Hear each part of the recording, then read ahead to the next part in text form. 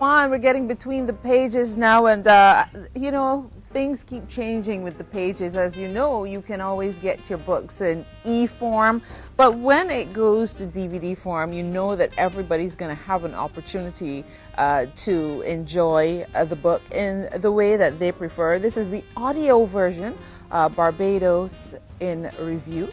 And of course, this is volume 1. William Anderson Gittins is the author, spending some time with us right now as we get between the pages. Good morning to you. Good morning. Good to see you again. You Yes. have been very busy with all kinds of writings, and today we have another opportunity to talk about this particular one. You know, as we look forward to celebrating that 50th anniversary of independence, I think it's very interesting that you've got this Barbados in Review book featuring the pride of Barbados on the cover. So tell us about the 365 pages. Just to digress a little bit, in 2003, when my works were selected to go to Suriname for Carifesta, the thought dawned upon me that I should prepare information in relation to Barbados. And Barbados in Review came to mind. And at that point, I started compiling data. So it took me approximately 13 years to collate this information. It's been challenging, but rewarding and enjoyable at the same time. Well, 50 years is a lot of time to talk about and certainly gather the information for. So tell us about that journey and that process and condensing it all. Well, one of the things that I sought to do was to look at Barbados in total. And I started gathering data, which is compiled into 14 chapters, approximately 365 pages, and it lends itself to a period of 1966 to 2016. That has been a challenge, but then at the same time, it gives me an opportunity to focus on all areas of Barbados, which is a journey. It's a lived Absolutely. experience. It's also a narrative as well. Yeah. Very nice. Now, was there anything that jumped out at you, anything along the way that was startling for you or interesting to be reminded of? Yes. One of the things that I've discovered is that Barbadians, they're special people. We are. And whether you are aware of it or not, they have been embracing the late John F. Kennedy's mantra, ideology. Well, ask not what Barbados can do for you, but but what you can do for Barbados. Yeah. And that's so important because sometimes you get people waiting on organizations to help them when they can do things to help themselves as well. Exactly. Well, you are going to, it says volume 1, so Volume that 1. means that this is the beginning of another journey. I mean, Certainly. this has been a lot, but how have you started thinking about how you're going to approach the next step? Well, the way that I work is a continual process, and the information in this book will always be relevant. You will discover that I would have identified some topics where I can now zero in and do some special or specificity in those areas. Yeah. Why did you, I know you said it came out of your visit to Suriname where you wanted to have information on Barbados, but why did you, what are some of the things you want people to keep in mind, or, you know, to really celebrate from reviewing, getting between these pages and really going through the book Barbados in Review? I would like people to celebrate and appreciate our heritage and look at the struggles and the challenges that people of yesteryear would have gone through Right. to bring Barbados to where it is today. And that's so important. Absolutely. So you're having the official book launch tomorrow? Yes, please. Yeah, so tell me about that. We visit the Chattel House to find you ready and willing to read and do signings. We'll have Mr. Ricardo Jordan, who will do a review of the book. At the end of that, there'll be a signing. And then we have a session in nostalgia where people will look back and talk about things of yesteryear and the different things that we have gone through to bring us up to this point. As a matter of fact, the launch should start about 6 o'clock. Excellent. Well, you've made some other written contributions. Let's just remind persons of some of the other work you've done. Some of the works that I would have done over the years would have been Images of Yesteryear in Barbados, Color Me, Technique Demonstration, People of Conversation, People, and things like that. Yeah. How do you view your role as an author? I mean, I think it's pretty special that you are capturing so much of this place and space we call home. But how do you see yourself as an author and your role in helping to take one generation to the next and keep the information flowing? I see my role as a media arts specialist, and my responsibility is to remind Barbadians who we are and what functions we're playing in this global village. I'm also reminding persons that we need to treasure and appreciate what we have. We have a great legacy, and sometimes we look beyond our island hoping that we can find answers, and the answers are right here. The information is here, it's within us. We have to search for it. Do you have a presence on Facebook? Yes. So you're reaching all audiences. Persons can go on Facebook and they'll see my page. I also have a website, www.devgrow.net. They can visit that website and see some more of my works as well. Excellent. Well, we wish you success with the book. I take it you also have an e-version, or are you moving in that direction? Well, there is an e-version as well. The book is also hard copy. Right. Okay, so you have hard copy, you have the audio version, and you have the e-option if you prefer to do the swipe. So Barbados in Review, this is William Anderson Gittins' contribution to our 50th anniversary of independence celebration. So this weekend you have an opportunity to chat with the author, get your copy signed, and of course find out some more about the inspiration behind it all. We wish you every continued success. Thank you very much. And thank you for sharing with us between the pages right here on Morning Barbados. We're back here on The Mix with our first guest author, William Anderson Gittins, and his book, People, Volume 2. Now, before we went to break, we talked about the whole process of researching for the book, researching information for the book, and pulling it together. But I really want to nitpick, get into who is William Gittins. And he's really kind of shy, so it's been like, pulling the information out of him. But I know a couple of things about him already. One is he actually used to work here at CBC. So, William, tell us about that part of your life. Oh, I really enjoy that aspect. As a videographer, a freelance videographer, my job description entailed going out to scenes, recording incidents, covering sports, things for the newsroom.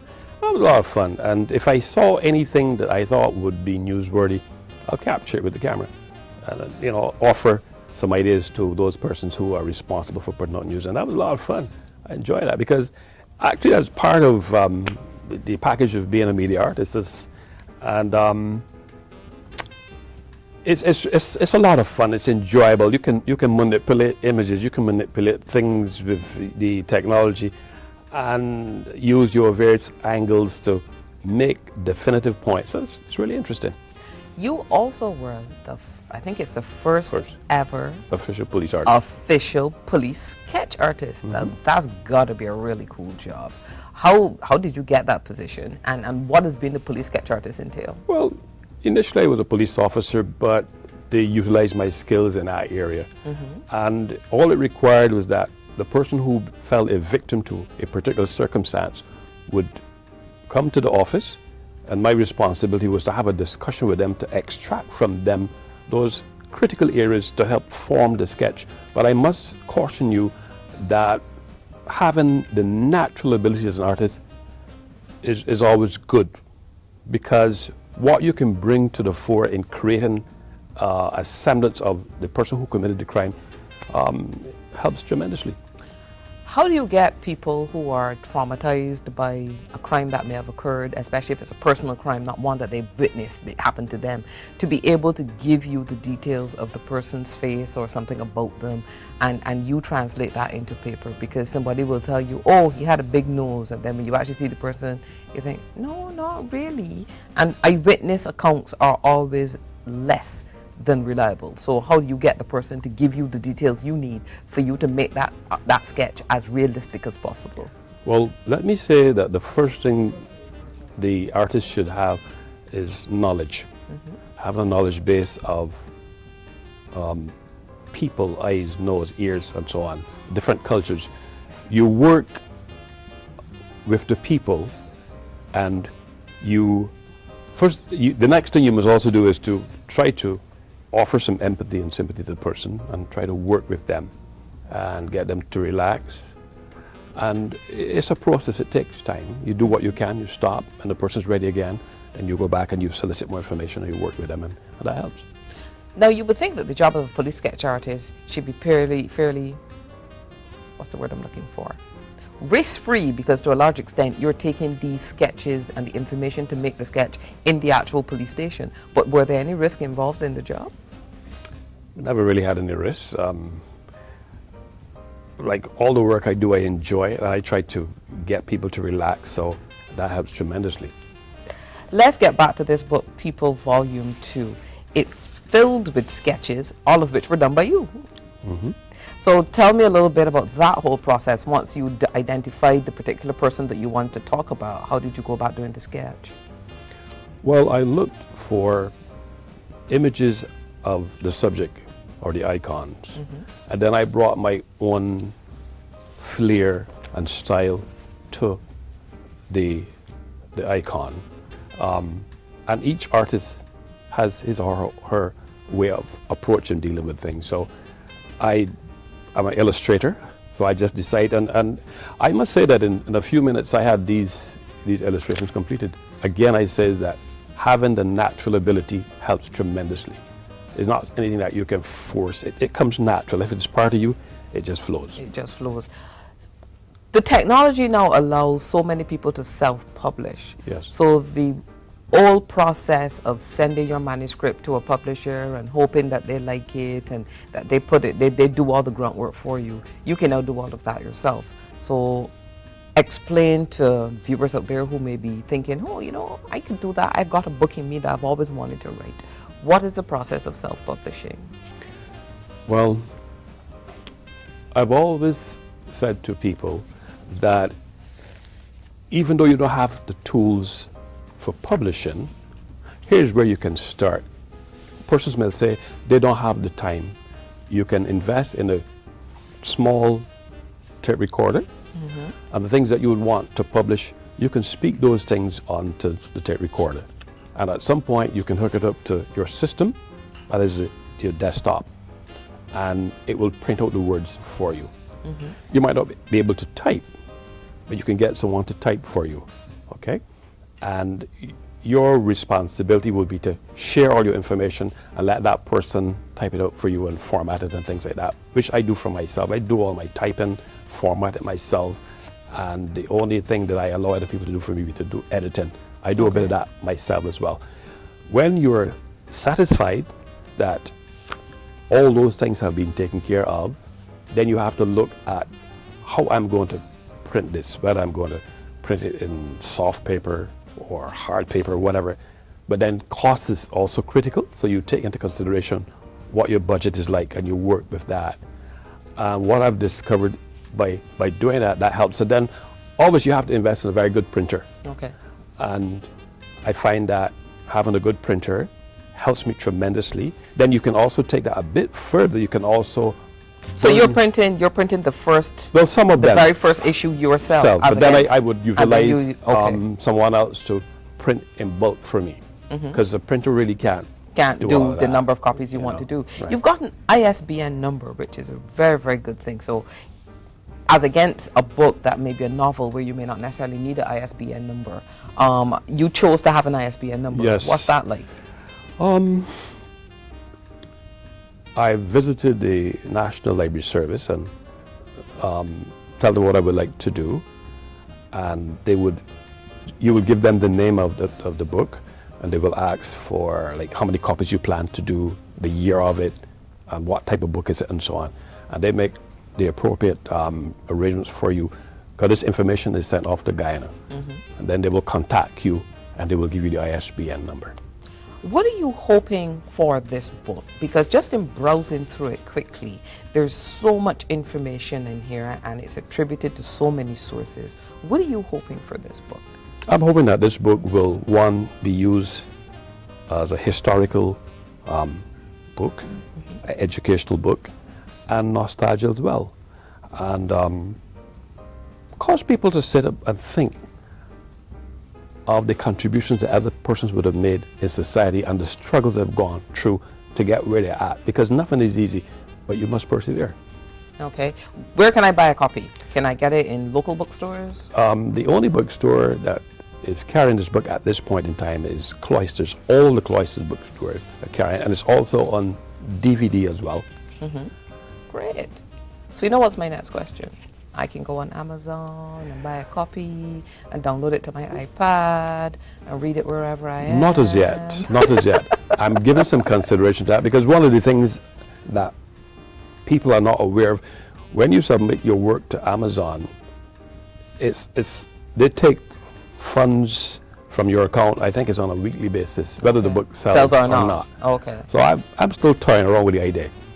Okay. Are you hoping for it to become a document, a book that's read in schools? Because as I said, there's so much historical information Certainly. in there. Certainly. Okay. Well, William Gittins, I really want to thank you. This has been really, really great. I look forward to being able to flip through my own copy and learning some stuff, because I've seen things in here that already I know was information that I didn't know before. And I hope that you get a lot of copies sold and that the Ministry of Education takes a look at it, because it's a great book filled with information about Barbadians and other people who've made contributions to society as a whole, not just here in Barbados. And you've done a tremendous job on just the research and pulling it together. Thank you very much. It's a pleasure. Thank you. That's William Gittins there telling us all about his book. It's called People, Volume 2, and it's by William Anderson Gittins. You can get it at every cloister on the island, so go on out and get yourself a copy. Now, as you know, we're in the month of November.